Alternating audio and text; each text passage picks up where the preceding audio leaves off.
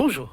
Pour ce numéro de votre émission Entretien du jour, nous recevons pour vous le premier secrétaire exécutif national adjoint du parti de l'opposition, la très en vue formation FCBE, Force Cori pour un Bénin émergent. Il s'agit du ministre qu'on ne présente plus, Théophile Yarou. Avec lui, il sera question du consensus manqué à l'Assemblée nationale. Quelle porte de sortie? En définitive, le Bénin, définitivement dans l'impasse. Parole tout de suite à notre invité, Théophile Yarou. Bonjour. Bonjour. Et merci de répondre à notre invitation. C'est moi qui vous remercie. Consensus à l'Assemblée nationale, c'était la voie tout indiquée par le chef d'État béninois, son Excellence Patrice Talon. Mais à l'arrivée, ce fut un échec. Théophile Yarou, l'opposition aurait été trop bavard, pas disponible pour faire les concessions qui s'imposent. Merci beaucoup. Sur le journaliste, vous voyez, j'ai envie de sourire, mais la colère qui m'anime m'empêche de sourire face à cette question. L'opposition aurait été trop bavard. Oui, trop bavard. En quoi? Il paraît que vous n'étiez pas prêt à concéder le minimum. C'était quoi le minimum? Je vais vous dire, quand je vous ai dit, je ne sais pas à quelle occasion j'ai eu à dire que c'était un piège que de renvoyer la recherche du consensus au niveau du Parlement. C'est un piège posé par le chef de l'État. Vous savez, le Béninois doit comprendre ce qui se passe aujourd'hui dans notre pays. Tout ce qui se passe depuis le début jusqu'à ce jour et même jusqu'au jour à venir rentre dans le cadre d'un plan qui est savamment monté et qui est en train d'être mis en exécution de façon minutieuse. Chaque pas, chaque geste est calculé. Le renvoi du dossier au Parlement est calculé. L'invitation de l'opposition à une table de négociation est calculée. La rencontre du chef de l'État avec les présidents des institutions. On y revient. On va y revenir certainement. C'est calculé. Cela permet de mettre en œuvre de façon vraiment minutieuse le plan qui est monté auparavant. Que dites-vous de la parole du chef de l'État quand le 6 mars, l'homme affirme que la situation est grave et qu'il ne voudrait pas voir une élection sans la participation de l'opposition? C'est là le cynisme même de l'homme. Il sait bien qu'il ne voulait pas que l'opposition participe aux élections. Il le sait. Mais il le dit pour projeter une image d'un bon père de famille au niveau de l'opinion nationale et d'un démocrate au niveau international. Mais tout ça, c'est faux. C'est faux pourquoi? Je vais vous dire. Ah oui. Au Parlement, il y a eu un débat général au niveau de la conférence des présidents. Puis ensuite, cela aboutit à la mise en place d'un comité paritaire.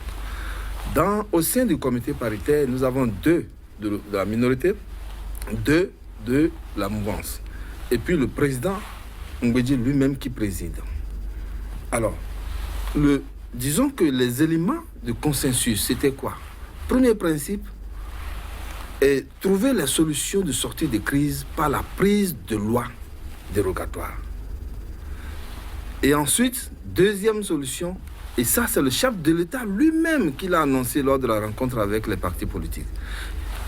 A tenté une énième fois la révision de la Constitution. L'opposition était partie sur la base de l'abrogation de toutes les lois qui sont querellées. La charte et le code, il fallait l'abroger. C'est la position initiale de l'opposition. Mais ensuite, l'opposition a dû concéder et a accepté la prise de lois dérogatoires aux lois portant charte des partis politiques de 2018 et aux lois portant code électoral. N'est-ce pas? C'est déjà la première concession de l'opposition. Ensuite, quand il a s'agi, la mouvance a suggéré la révision de l'article 80 de notre Constitution. L'opposition a dit, nous avons une position de principe que nous avons défendue jusque-là et qui est en accord avec le peuple béninois. Et vous avez dû entendre le président Mbedji lui-même dire qu'en ce qui concerne la révision de la Constitution, tout le monde n'est pas d'accord.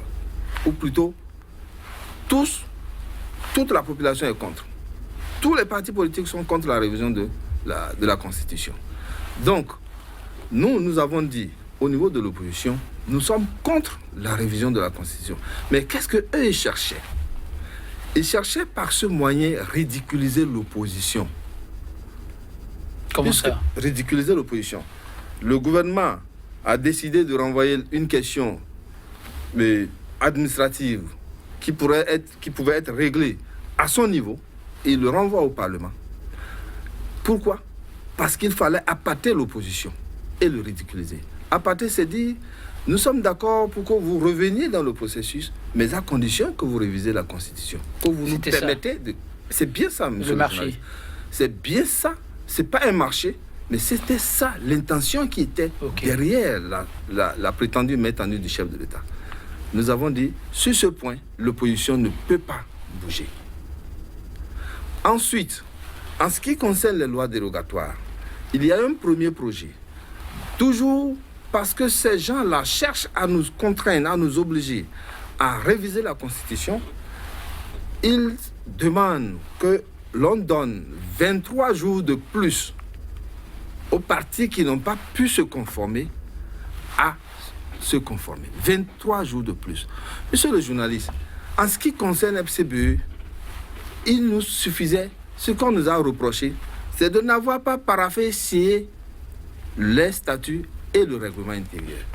Alors, c'est moi et puis 2 autres collègues qui signons cela. On a été mandatés pour ça.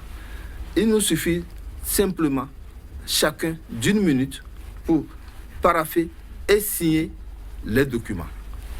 Ce que nous avons fait, le 26, nous avons déposé les corrections le 26. Donc si c'était à prendre en compte, c'était de régler. Donc, c'est de régler. Nous n'avons pas besoin, de 5 minutes de plus. Nous n'avons même pas de 1 seconde de plus. Tout simplement parce que les corrections ont déjà été apportées à nos documents. Donc, pourquoi on nous donne 23 jours? 23 jours pour perdre le temps. 23 jours pour, disons, faire du dilatoire. En peu de mots, la balle n'est pas dans le camp de l'opposition. La balle n'est pas dans le camp de l'opposition. Et quand ce projet est arrivé en discussion au niveau de la réunion que le président Mbedji a convoquée, et donc, c'était les représentants des partis politiques qui étaient allés à cette rencontre-là. Et à cette rencontre, nous lui avons dit, les membres du comité paritaire ont proposé 23 jours, voire 28 jours pour les formalités de mise en conformité. Monsieur le Président, nous, partis politiques qui sommes concernés, n'avons pas besoin de 23 de temps de jours. Dites-leur simplement de nous remettre nos documents une fois qu'on se serait présenté au niveau du ministère de l'Intérieur.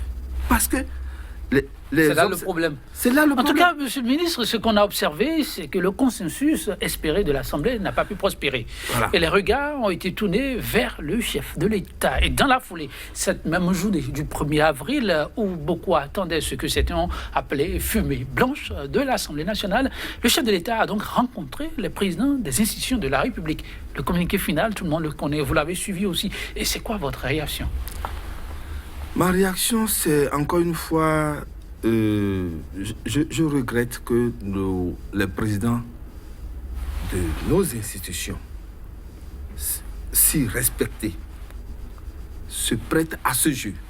Ah, vous parlez de jeu? C'est un jeu. Mais comment on peut amener des gens qui dirigent nos institutions, qui constituent les principaux piliers de notre système démocratique, on les amène à valider et à légitimer l'exclusion des partis de l'opposition.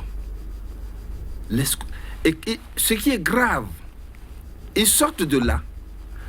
Et c'est M. Yonofon qui lit la déclaration qui sanctionne la rencontre entre le président des institutions et le chef de l'État. Il a été fait à quel niveau et à quel moment M.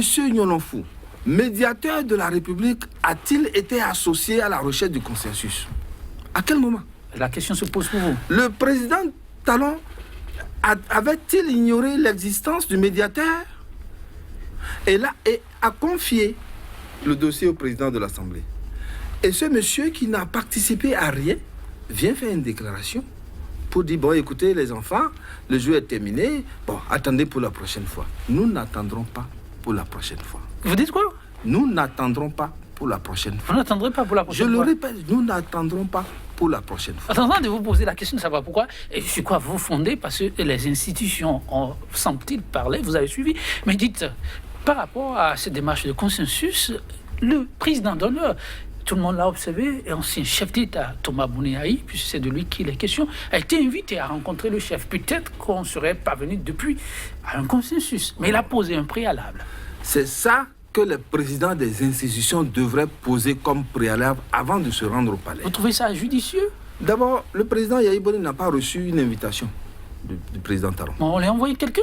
Qui? Ce n'est pas suffisant. Qui? On a ouï dire que le ministre de l'Intérieur a été envoyé. Vous avez vu le ministre de l'Intérieur chez le président Boni Yahi? C'est des informations qui ne sont pas venues. Vous êtes là pour nous confirmer. C'est des informations qui ne se cachent pas. C'est un garde de corps qu'on aurait envoyé au président, au garde de corps du président Yahi. Non, ne dites pas ces choses-là. Je suis l'un des plus proches et j'ai suivi le dossier, même géré le dossier. Garde du corps, vous dites? Ben oui.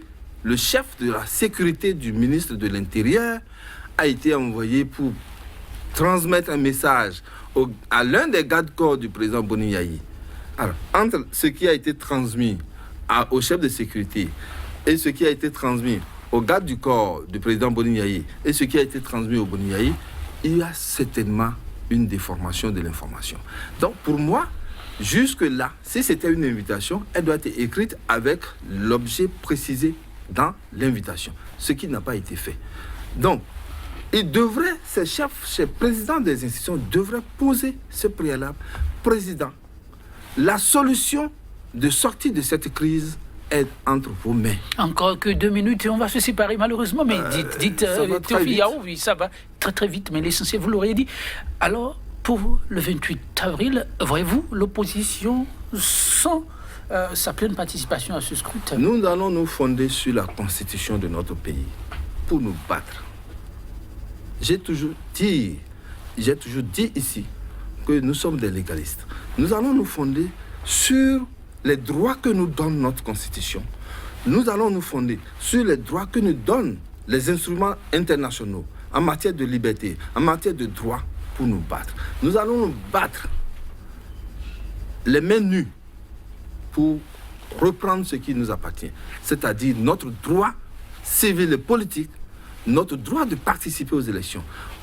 Au cas contraire, je pense que nous ne pouvons pas avoir des citoyens de seconde zone et des citoyens de première zone. Et à tous ces sachants, Théophile Yahou, qui vous demandent calmement de prendre votre courage à deux mains, même les présidents d'institutions, pour préparer pour les autres scrutins et oublier les législatives, vous leur répondez quoi? Pour nous, avec cette déclaration des institutions, elle n'existe plus.